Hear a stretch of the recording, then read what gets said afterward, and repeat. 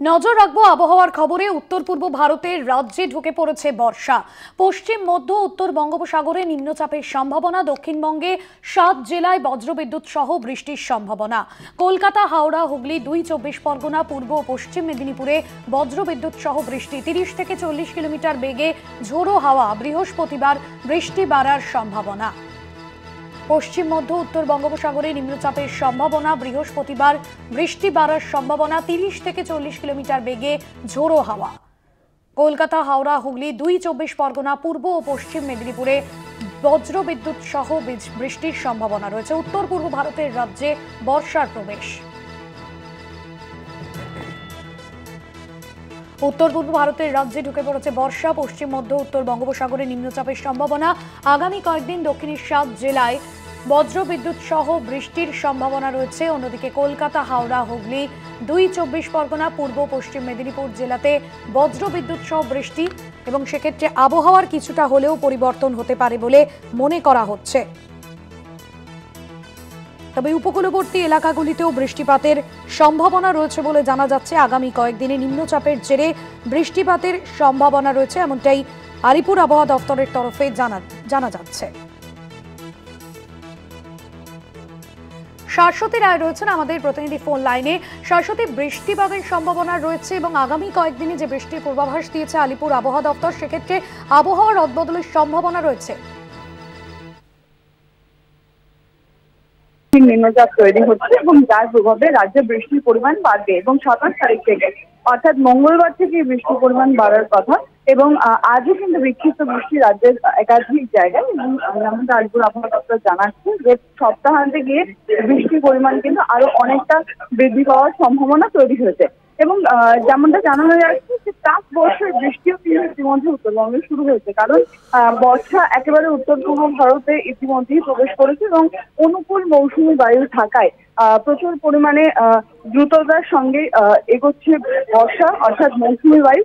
তার প্রভাব কিন্তু ইতিমধ্যেই শুরু হতে পারে বলে মনে করছেন আলিপুর আবহাওয়াবিদ। এবং 48 থেকে 72 ঘন্টা অর্থাৎ 2 থেকে 3 দিনের মধ্যে উত্তরবঙ্গের উপরিভাগে কিন্তু বর্ষা অর্থাৎ মৌসুমী বায়ু, দক্ষিণ পশ্চিম মৌসুমী বায়ু সেটা কিন্তু প্রবেশ করতে পারে। তাই প্রাক বর্ষার বৃষ্টি ইতিমধ্যেই বিক্ষিপ্তভাবে উত্তরবঙ্গের একাধিক জেলাতে চলছে এবং এর সঙ্গে সঙ্গে এই যে নিম্নচাপ বলয় তৈরি হচ্ছে তার প্রভাবে প্রচুর পরিমাণে জলীয় বাষ্প রাজ্যে প্রবেশ করছে, যার জেরে দক্ষিণবঙ্গের উপকূলবর্তী জেলাগুলিতে বিক্ষিপ্ত বৃষ্টির সম্ভাবনার কথা জানানো হয়েছে। যেমনটা তোমার বললাম, সপ্তাহান্তে অর্থাৎ 28-29 তারিখে এই বৃষ্টির তোড় কিন্তু অনেকটাই বেশি থাকবে এবং ভারী বৃষ্টির সম্ভাবনা 2 চব্বিশ পরগনা, 2 মেদিনীপুর, ঝাড়গ্রাম সহ একাধিক জেলার ক্ষেত্রে জারি করা হয়েছে। শাশ্বতী, ধন্যবাদ জানাবো শাশ্বতী। আপনাদের জানিয়ে রাখবো, গত কয়েকদিনে আবহাওয়ার রদবদল হতে পারে এমনটাই আলিপুর আবহাওয়া দফতরের তরফে জানা যাচ্ছে এবং আগামী কয়েকদিনে বৃষ্টিপাতের সম্ভাবনা রয়েছে। উপকূলবর্তী এলাকাগুলিতেও বৃষ্টিপাতের সম্ভাবনা রয়েছে। অন্যদিকে দক্ষিণের জেলাগুলিতেও কিন্তু বৃষ্টিপাতের সম্ভাবনা জারি করেছে আলিপুর আবহাওয়া দফতর। আলিপুর আবহাওয়া দফতরের পূর্বাভাস অনুযায়ী মঙ্গলবারের মধ্যেই বঙ্গোপসাগরে একটি নিম্নচাপ তৈরি হতে পারে। আপাতত মধ্য পশ্চিম বঙ্গোপসাগর এবং উত্তর বঙ্গোপসাগরে দক্ষিণ পশ্চিম মৌসুমী বায়ু সক্রিয়। নিম্নচাপের জেরে উত্তাল হতে পারে সমুদ্র। আপাতত 3 দিন মৎস্যজীবীদের ওড়িশা এবং পশ্চিমবঙ্গের উপকূলে যেতে নিষেধাজ্ঞা জারি করা হয়েছে। নামখানা থেকে রয়েছেন আমাদের প্রতিনিধি কোয়েল মণ্ডল। কোয়েল, আগামী কয়েকদিনে যে বৃষ্টিপাতের পূর্বাভাস দিয়েছে আলিপুর আবহাওয়া দফতর, উপকূলবর্তী এলাকাগুলিতে কি ছবি এবং নিরাপত্তা এবং কি কি সতর্কতা নেওয়া হচ্ছে প্রশাসনের তরফে? একদমই ভাস্বতী, দেখো একদিকে যখন উত্তরবঙ্গে প্রাক বর্ষার বৃষ্টি ঢুকে গিয়েছে, একই সঙ্গে কিন্তু দক্ষিণবঙ্গেও যে ঘূর্ণাবর্ত তৈরি হয়েছে সেই ঘূর্ণাবর্তের প্রভাবে একেবারেই দফায় দফায় বৃষ্টি শুরু হয়েছে দক্ষিণবঙ্গের জেলাগুলিতে এবং সবথেকে বেশি বৃষ্টিপাত হচ্ছে কিন্তু উপকূলীয় এলাকায়। এই মুহূর্তে আমি দাঁড়িয়ে রয়েছি দক্ষিণ চব্বিশ পরগনার নামখানা হাতানিয়া দোয়ানিয়া নদীর তীরে।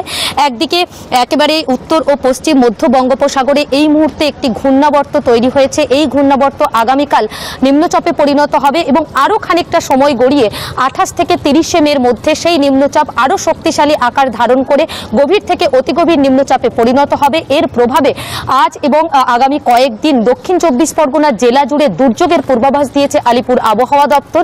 বৃষ্টির কথা যদি আমরা বলি, জেলায় কিন্তু বৃষ্টির পরিমাণ যথেষ্ট বেশি থাকবে। সেক্ষেত্রে যে সমস্ত উপকূলীয় এলাকা অর্থাৎ দক্ষিণ 24 পরগনার সাগর, নামখানা, কাকদ্বীপ, পাথর প্রতিমা, ডায়মন্ড হারবার এবং অন্যদিকে ক্যানিং, গোসাবা, বাসন্তী এই সমস্ত জায়গাতে বৃষ্টির পরিমাণ বেশি থাকবে। উপকূলে ঝোড়ো হাওয়া বইবে। হাওয়ার দাপট সার্বিকভাবে জেলাতে 30 থেকে 50 কিলোমিটার গতিবেগে থাকবে। অন্যদিকে কিন্তু উপকূলীয় এলাকায় স্বল্প সময়ের জন্য কিন্তু প্রায় 80 থেকে 100 কিলোমিটার গতিবেগে ঝটকা হাওয়া বইতে পারে এবং সেটা কিন্তু স্বল্প সময়ের জন্য। পাশাপাশি নদী এবং সমুদ্রের জলস্তর সেটা কিন্তু স্বাভাবিকের থেকে বেশি থাকবে। একদিকে যখন ঘূর্ণাবর্ত এবং আগামীকাল নিম্নচাপ পরিণত হচ্ছে উত্তর ও পশ্চিম মধ্য বঙ্গোপসাগরে, ঠিক একই সময় আজ কিন্তু অমাবস্যা, দুয়ের জেরে নদী এবং সমুদ্র ফুলে ফেপে রয়েছে। এই মুহূর্তে হাতানিয়া দোয়ানিয়া নদীর ছবিটা তুমি দেখছো, আরও একটু তোমাকে দেখানোর চেষ্টা করব। একেবারেই কিন্তু নদীতে যে জলস্তর সেই জলস্তর যথেষ্ট বৃদ্ধি পেয়েছে এবং নদীর যে কিনারা সেই কিনারা বরাবর একেবারে জল থই থই করছে এবং আগামী কয়েকদিন এই জলস্তর আরও বৃদ্ধি পাবে। স্বাভাবিকভাবে আশঙ্কা করা হচ্ছে দক্ষিণ 24 পরগনা জেলার যে উপকূলীয় এলাকা সেই উপকূলীয় এলাকায় নদী এবং সমুদ্র প্লাবন দেখা দিতে পারে। দুর্বল বাঁধ ভেঙে কিংবা উপচে নোনা জল ঢুকতে পারে লোকালয়। সেক্ষেত্রে নদী এবং সমুদ্র তীরবর্তী যে চাষের জমি রয়েছে সেই জমি কিন্তু ক্ষতিগ্রস্ত হতে পারে। স্বাভাবিকভাবে প্রশাসনের তরফে সম্পূর্ণ দুর্যোগপূর্ণ পরিস্থিতির ওপর নজর রাখা হচ্ছে। উপকূলের যে বাসিন্দারা অর্থাৎ নদী এবং সমুদ্র তীরবর্তী এলাকায় যাদের বসবাস তাদেরকে কিন্তু প্রয়োজনে নথিপত্র গুছিয়ে নিরাপদ আশ্রয়ে চলে যাওয়ার পরামর্শ দেওয়া হচ্ছে। অন্যদিকে ব্লক প্রশাসন এবং জেলা প্রশাসনের তরফে তাদের যে সারা বছরই 24 ঘন্টা কন্ট্রোল রুম থাকে সেই কন্ট্রোল রুম থেকে পরিস্থিতির ওপর নজর রাখা হচ্ছে।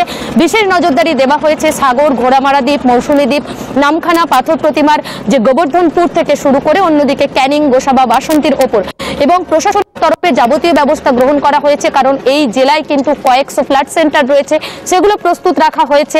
আলো থেকে শুরু করে পর্যাপ্ত পরিমাণে খাবারের ব্যবস্থা করা হয়েছে। যদি পরিস্থিতি সেরকম খারাপের দিকে যায় তাহলে যাতে কোনো রকম প্রাণহানির ঘটনা না ঘটে এবং মানুষজনকে যাতে নিরাপদে সরিয়ে নিয়ে যাওয়া যায় তার পর্যাপ্ত ব্যবস্থা গ্রহণ করা হয়েছে। তবে তোমাকে জানিয়ে রাখবো, এখনই এই যে মধ্য বঙ্গোপসাগর, উত্তর ও পশ্চিম মধ্য বঙ্গোপসাগরে যে নিম্নচাপ তৈরি হতে চলেছে আগামীকাল এবং সেটা যে শক্তি বাড়িয়ে অতি গভীর নিম্নচাপে পরিণত হবে, এই নিম্নচাপ থেকে এখনো পর্যন্ত ঘূর্ণিঝড়ের পূর্বাভাস না থাকলেও কিন্তু প্রবল বর্ষণ এবং জলোচ্ছ্বাসের পূর্বাভাস দেওয়া হয়েছে। স্বাভাবিকভাবেই সিঁদুরে মেঘ দেখছে দক্ষিণ 24 পরগনা জেলার উপকূলের বাসিন্দারা। কোয়েল, এখনো পর্যন্ত যে উপকূলবর্তী এলাকাগুলিতে ঝড় বৃষ্টির সম্ভাবনা রয়েছে এবং প্রত্যেক বছর কোনো ঝড়ের ক্ষেত্রে সবথেকে বেশি ক্ষতিগ্রস্ত হয় উপকূলবর্তী এলাকাগুলি এবং সেক্ষেত্রে আগেভাগে কি সতর্কতা নেওয়া হয়েছে? বলতে ইতিমধ্যেই কিন্তু পুলিশের তরফে এবং যে সমস্ত উপকূলীয় থানা রয়েছে অর্থাৎ ফ্রেজারগঞ্জ কোস্টাল থানা, সাগর কোস্টাল থানা, গোবর্ধনপুর কোস্টাল থানা, এই কোস্টাল থানাগুলির পক্ষ থেকে নদী তীরবর্তী এবং সমুদ্র তীরবর্তী এলাকায় মাইকিং করা হচ্ছে।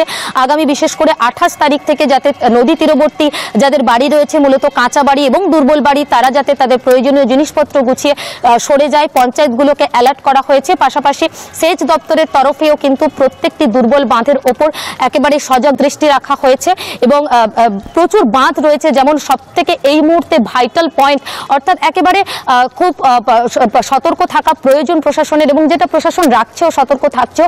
একদিকে দক্ষিণ 24 পরগনা জেলার যে গোবর্ধনপুর, পাথর প্রতিমা ব্লকের গোবর্ধনপুর, সেখানে কিন্তু বাঁধের অবস্থা একেবারে বেহাল। কারণ এই গোবর্ধনপুর এলাকায় কোনো কংক্রিটের বাঁধ নেই এবং বেশ কয়েকদিন আগেই কিন্তু যে পূর্ণিমার কোটাল ছিল সেখানে গোবর্ধনপুরের যে বাঁধ ভেঙেছিল সেই বাঁধ ভগ্ন অবস্থাতে রয়েছে, প্রচুর ক্ষয়ক্ষতি হয়েছে। অন্যদিকে মৌসুমী দ্বীপ, সেখানেও বাঁধের অবস্থা, যে পয়লাঘেরি এলাকা সেখানেও বাঁধের অবস্থা খুব খারাপ। সাগরের বেশ কিছু জায়গা বাঁধের অবস্থা খারাপ। এই বাঁধগুলোর উপর সেচ দপ্তরের নজর রয়েছে, পাশাপাশি আপৎকালীন মেরামতও চলছে।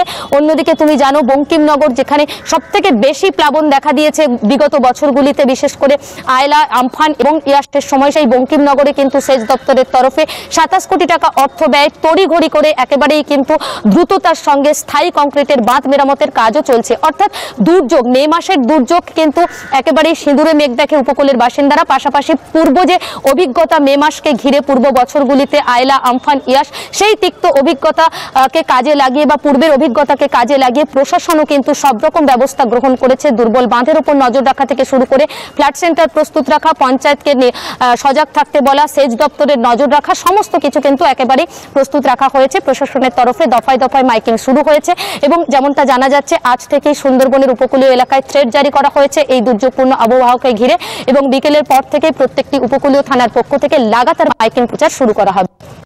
ধন্যবাদ জানাবো কোয়েল। কোয়েল মণ্ডল ছিলেন আমাদের সঙ্গে নামখানা থেকে সরাসরি। উত্তর পূর্ব ভারতের রাজ্যে বর্ষার প্রবেশ এবং শহর কলকাতা, দক্ষিণবঙ্গের বেশ কিছু জেলাতে বজ্রবিদ্যুৎ সহ বৃষ্টির সম্ভাবনা রয়েছে। অন্যদিকে উপকূলবর্তী এলাকাগুলিতে আগেভাগে সতর্কতা জারি করা হয়েছে প্রশাসনের তরফে। উত্তর পূর্ব ভারতের রাজ্যে ঢুকে পড়েছে বর্ষা। পশ্চিম মধ্য উত্তর বঙ্গোপসাগরে নিম্নচাপের সম্ভাবনা। দক্ষিণবঙ্গের 7 জেলায় বজ্রবিদ্যুৎ সহ বৃষ্টির সম্ভাবনা। কলকাতা, হাওড়া, হুগলি, 2 চব্বিশ পরগনা, পূর্ব পশ্চিম মেদিনীপুরেও বজ্রবিদ্যুৎ সহ বৃষ্টি এবং 30 থেকে 40 কিলোমিটার বেগে ঝোড়ো হাওয়া। বৃহস্পতিবারও বৃষ্টি বাড়ার সম্ভাবনা রয়েছে।